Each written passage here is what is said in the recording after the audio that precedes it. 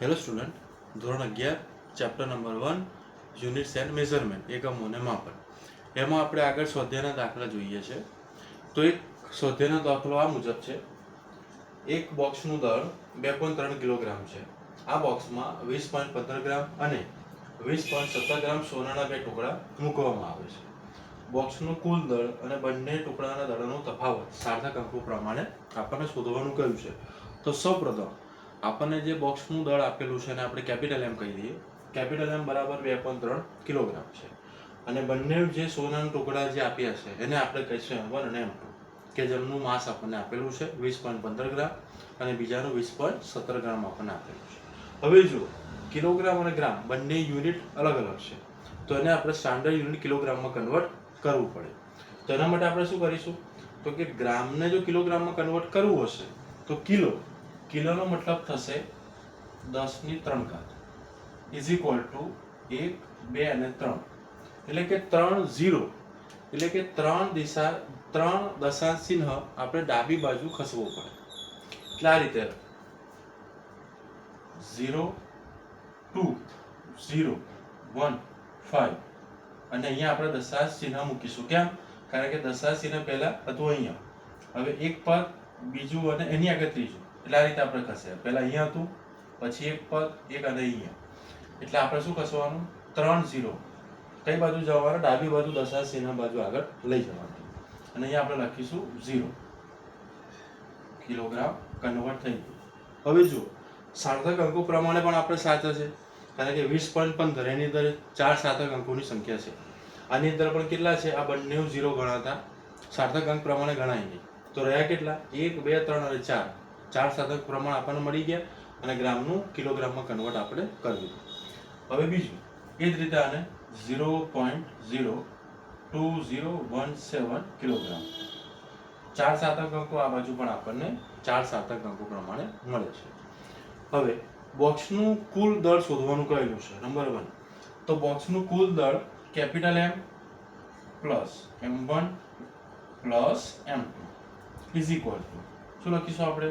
તો કે 2.3 plus 0.02015 plus 0.02017, 3 unit કિલોગ્રામનો છે, ઇઝ ઇક્વલ ટુ આન્સર થશે આપણું 2.34032 કિલોગ્રામ. હવે જો કુલ દળ આપણને મળી ગયું, બરાબર, સાચા છે. પરંતુ સાર્થક અંકોની અંદર સરવાળા અને બાદબાકીના નિયમ એવું કહે છે કે તમને આપેલી રકમની અંદર દશાંશ ચિહ્ન પછી જેટલી સંખ્યા હોય એટલી સંખ્યામાં તમારે આન્સર લાવવાનો. અહીંયા જો દશાંશ ચિહ્ન પછી ઓછામાં ઓછી કેટલી સંખ્યા છે? 1 છે. આની અંદર દશાંશ ચિહ્ન પછી 2 છે, આમાં પણ 2 છે.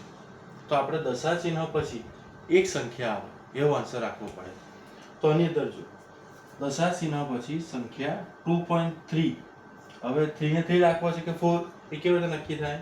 4 નંબર 4 જે છે, બરાબર, એ 5 કરતા નાની સંખ્યા છે, એટલા માટે આન્સર આવશે આપણો 2.3 કિલોગ્રામ બોક્સનું કુલ દળ. અને બીજા નંબરનું જે આપણને કહ્યું છે તે નંબર 2, બંને સોનાના ટુકડા વચ્ચેનો દળનો તફાવત આપણને ફાઇન્ડ કરવાનું કહ્યું છે. તો એના માટે શું કરવાનું છે? M2 માઇનસ M1 તફાવત છે, મોટામાંથી નાનું બાદ કરવાનું, M2 માઇનસ M1. તો કેવી રીતે થશે? જો બંને ગ્રામમાં છે એટલા માટે બાદબાકી થઈ શકે. તો 20.17 માઇનસ 20.15 બંને ગ્રામ છે, ઇઝ ઇક્વલ ટુ 0.02 ગ્રામ. આપણો આવ્યો આન્સર. ઓકે, તો એક દાખલો છે તો એનો આપણે આન્સર લાવ્યા.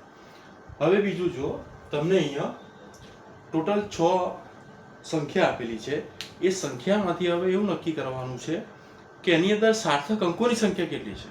આપણને નિયમ પ્રમાણે સાર્થક અંકોની સંખ્યા શોધવાની છે. તો પહેલા અંદર જુઓ, સાર્થક અંકોની સંખ્યા કેટલી હશે? તો 0.00, દશાંશ ચિહ્ન પહેલા અને દશાંશ ચિહ્ન પછી એ બધા 0 આપણે ગણતા નથી. તો રહ્યો કયો નંબર? ખાલી એક નંબર રહ્યો, 7 નંબર. તો અહીંયા સાર્થક અંકોની સંખ્યા કેટલી આપી છે? આપણને 1 આપી છે. તો આન્સર આવશે અહીંયા 1 આવશે. હવે અહીંયા જુઓ, 2.64 ગુણ્યા 10⁻²4 કિલોગ્રામની અંદર. તો જો 10⁻²4 જે આપે છે એને આપણે સાર્થક અંક તરીકે ગણતા નથી. 10ની પાવરમાં જે પણ હશે, ઘાતમાં જે પણ હશે એને આપણે ગણતા નથી. તો ગણાય કર્યું તો 1, 2 અને 3. તો આની અંદર સાર્થક અંકોની સંખ્યા છે 3 છે. ઓકે.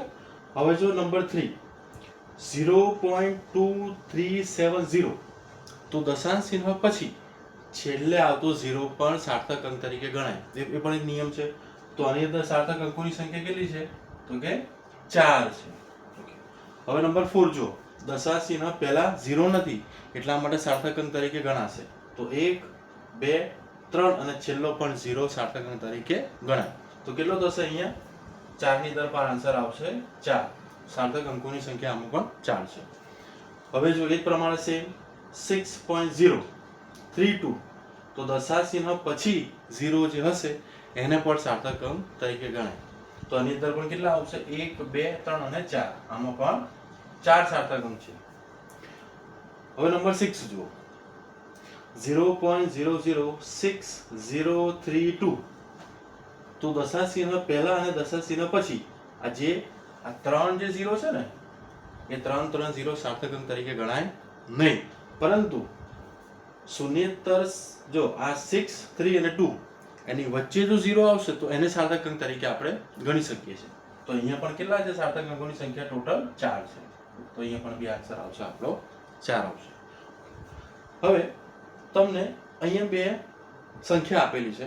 એક છે 2.745 અને બીજી છે 2.735 છે. આ બંનેને આપણે 3 સાર્થક અંકોમાં રૂપાંતર કરવાનું છે. અહીં કેટલા છે તો સાર્થક અંકો? 1, 2, 3 અને 4. આમાં પણ બી 4 છે બંનેમાં. એને 3 માં રૂપાંતર કરવાના છે. તો જુઓ કેવી રીતે થશે. તો પહેલાની અંદર શું લખાશે? 2.74. હવે જો આની અંદર 5 છે. આપણે એવું જોઈ ગયા કે ભાઈ 5 કરતા વધારે હોય તો આગળનો નંબર શું થઈ જાય? +1 થઈ જાય. અને 5 કરતા ઓછો હોય, આગળના આપણે એક્ઝામ્પલમાં જોયું 5 કરતા સંખ્યા નાની હતી તો એટલી સંખ્યા રહેશે આગળ. પરંતુ જો 5 હોય તો શું કરવાનું? તો બંનેમાં છેલ્લી સંખ્યા કેવી છે? 5 છે. તો હવે એવું જોવાનું કે આગળની સંખ્યા એકી છે કે બેકી, એ પ્રમાણે નક્કી થાય. તો જો 5 એની આગળની સંખ્યા કેવી છે? બેકી સંખ્યા છે. તો એની જ રહેશે, એમાં કોઈ ચેન્જીસ ન થાય. અને આ હવે આ રકમ જુઓ, એની અંદર છેલ્લે પણ 5 છે, પરંતુ એની આગળ સંખ્યા કેવી છે? એકી સંખ્યા છે. જો એકી સંખ્યા હોય તો એમાં આપણે +1 કરી દેવાનું. તો અહીંયા શું થશે? 2.74. તો બંનેનો આન્સર જુઓ કેવો આવ્યો? બંને સંખ્યાનો સાર્થક અંકો પ્રમાણે 2.74, પેલામાં પણ 2.74. ઓકે.